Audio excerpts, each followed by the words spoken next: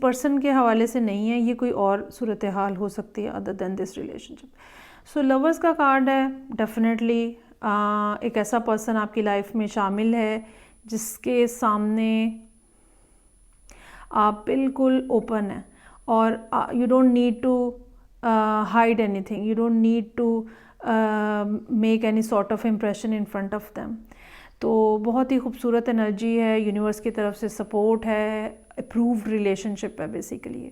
और उसके बाद 4 ऑफ वॉन्ड्स है, रिलेशनशिप मज़ीद ग्रो हो रहा है, शादी भी हो सकती है। यहाँ पे वो लोग जो शादी करना चाह रहे हैं, मई का महीना बेहतरीन रहेगा उस हवाले से।